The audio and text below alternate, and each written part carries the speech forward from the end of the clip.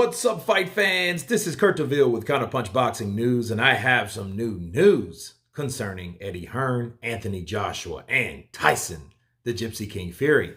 Eddie Hearn says this about the upcoming fight with the two champions. He says Tyson Fury is going to lose. Wow.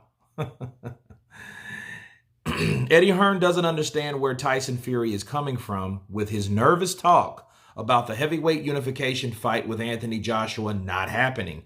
Hearn wants Fury to know that the fight will happen with the IBF, the WBA, the WBC, and the WBO champion.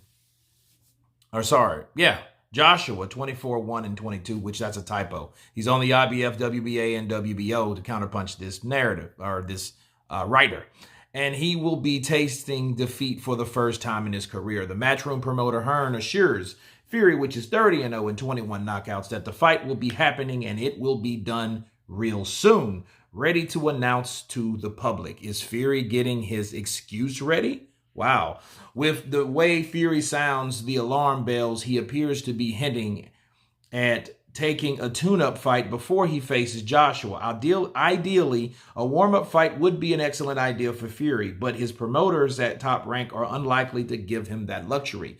It would cost him a lot of money for Top Rank to give Fury, 32 at now, another tune-up. And he's already had two lower-level fights with them with his matches against Tom Schwartz and Otto Wallin. Fury is just going to have to give it his best shot. If he's not quite 100% due to ring rust, he'll have to chance it to avenge the loss in the rematch with Joshua later this year. That's the beauty of the two being Joshua and Fury fights. If something goes haywire for one of them in the first fight, they can make corrections the second time around. Now, let me stop there. In case you guys don't know, let me give you the backstory of what's going on, okay? Tyson Fury has already came out and stated that he doesn't even believe that the fight's going to happen. Fury said that before.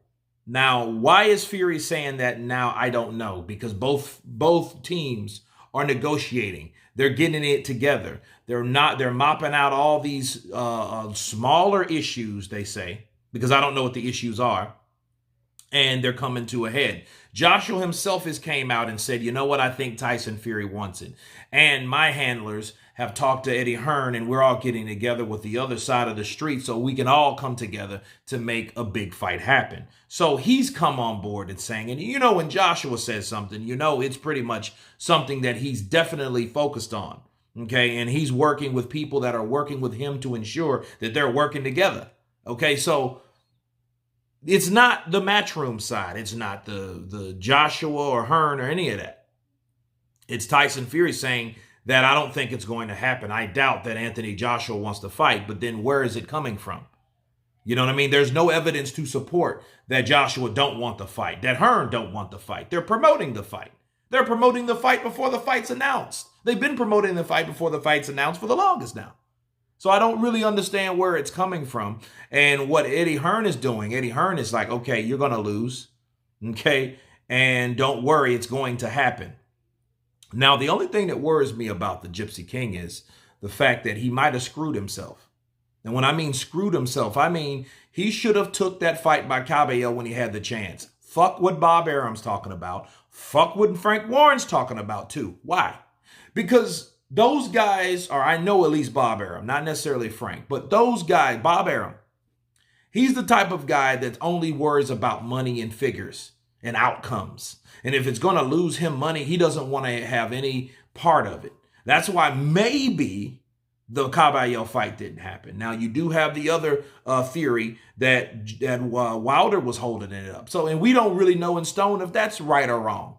Okay? But in this particular fight, this fight is going to happen, and it doesn't sound right based on what Tyson are promising, based on what Tyson Fury is saying.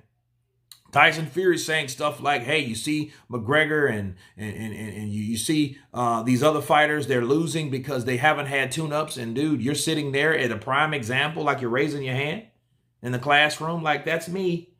That doesn't sound good. That doesn't sound promising. But like this particular writer has said, he has a second go around to fight. if he isn't ready. But I don't like it. See, I don't like excuses, and I don't like excuses before the fight happens. Okay, because see, we don't know who the winner is. The fight hasn't even been announced yet. But Tyson Fury's already at a disadvantage because either he allowed Bob Arum and Frank Warren to talk him into just going for the Joshua fight because it was just that fight. Hey, let's do it now. Or he was forced to by the team, by Wilder's pressure on trying to make him fight him for the third fight.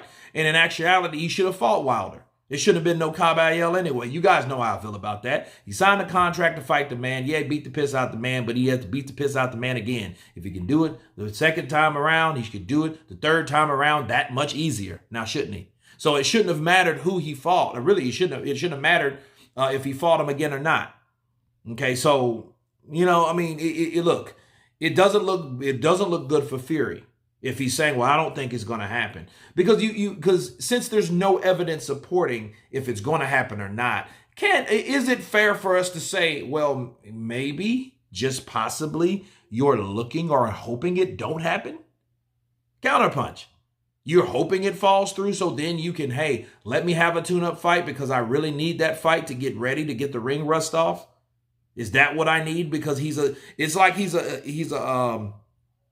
like a notch below now because he hasn't had that tune-up fight. And there is ring rust. And he believes that, hey, due to inactivity, you can be beat. Just because you are the better fighter, you can be ring rusted and be beat because of inactivity. So if you believe that and you're saying that about McGregor and so, maybe that's you too. Okay, so I don't like it. I don't like the idea of a possible excuse. Because this is supposed to be the battle of the British Titans here, people. This don't supposed to be a guy that, hey, yeah, I fought in February and something fell through with my fight and oh man, and these guys are losing, and then I haven't fought in a while. You see what I'm saying? That doesn't look good. It doesn't look promising or whatever. But if Tyson Fury has legitimate reasons on why he feels this fight's not going to happen, I would love to hear him. But as of right now, I don't see him having any. You know what I mean? It might be trash talk, but then again, it might be mind games from Tyson Fury. Who knows? But the way that Tyson Fury looked on top of his appearance, I don't think that's a big factor. You know what I mean? But I do think that maybe if he was training last year, it could put a strain on his body. And all that shit's not good at the end of the day. If it's a reason or an excuse, it's nothing positive for the Gypsy King, okay? Because he needs to be 100%, and being ring rust is not 100%, all right? But anyway, you guys tell me what you think of Eddie Hearn stating that Tyson Fury will lose. Of course, please subscribe, and you guys been Counterpunch. Peace.